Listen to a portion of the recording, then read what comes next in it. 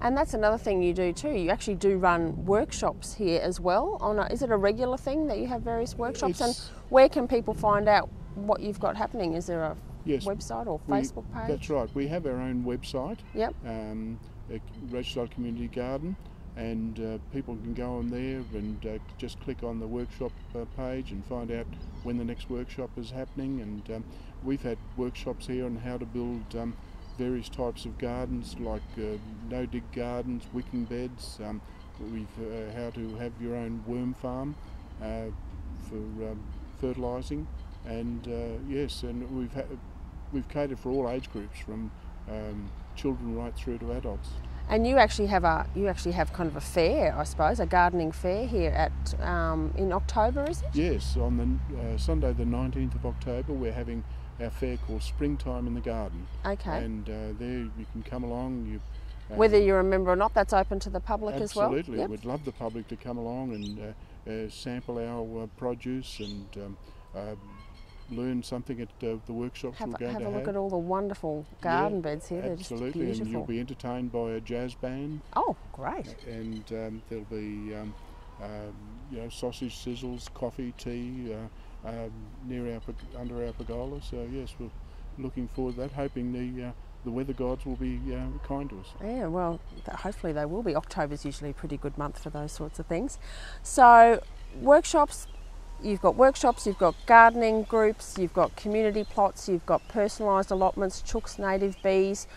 What other features have you got on site that make it more easy to come down and garden? I've noticed you've got a rainwater tank, you've had some wonderful funding from the local government, composting toilet. What else is there? Is there anything I've missed that you've got here? No, I think we've virtually covered it all. We're going to, get, as you say, get an additional rainwater tank. And you've actually got a really good composting area too, don't you? That's right. Now we started off with just composting bays, but now we're getting a couple of compost tumblers made as well, and so that'll make it easier to turn the compost. I mean, creating your own fertiliser for the gardens on site. That's a wonderful way to recycle all the waste and so forth that you might have here. So what does the future hold for the Rochdale Community Garden? Are there some projects on the drawing board that are coming up, or? Well, we have our meetings on a monthly basis, and we sit around and discuss what we're going to do, when we're going to do it, that type of thing. But we would just like to increase our membership. Yep. We think there's a need in our local community for people to get involved, because there's housing developments going on around Rochdale where people probably live in very small areas, and so we'd love them to come down and get involved and find out that you're actually here. And that's right. Yes. So thank you so much, Graham, for allowing myself and Nicole from Blooming in Brisbane to come along today and have a look and a chat and share the Rochdale Community Garden with our viewers. I think the more that people know that these gardens are out there, the better it is, because I think sometimes people aren't aware. So look, they're expanding all the time, right throughout Queensland, right throughout Australia. So I'd suggest to people, look, check out your local community. If there's a community garden close to where you are, go down and talk to them and join up, and you'll have an absolute blooming good time. Oh, I'm looking forward to coming along to the springtime in the community garden in October. Thank you. Look forward to having you.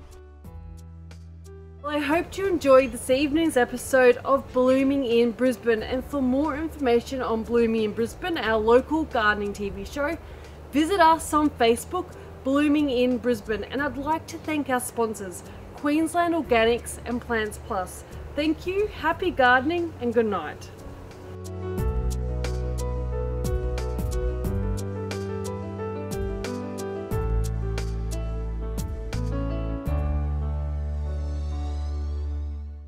Queensland Organics has been manufacturing a range of high quality organic and organic based fertilisers since 1995.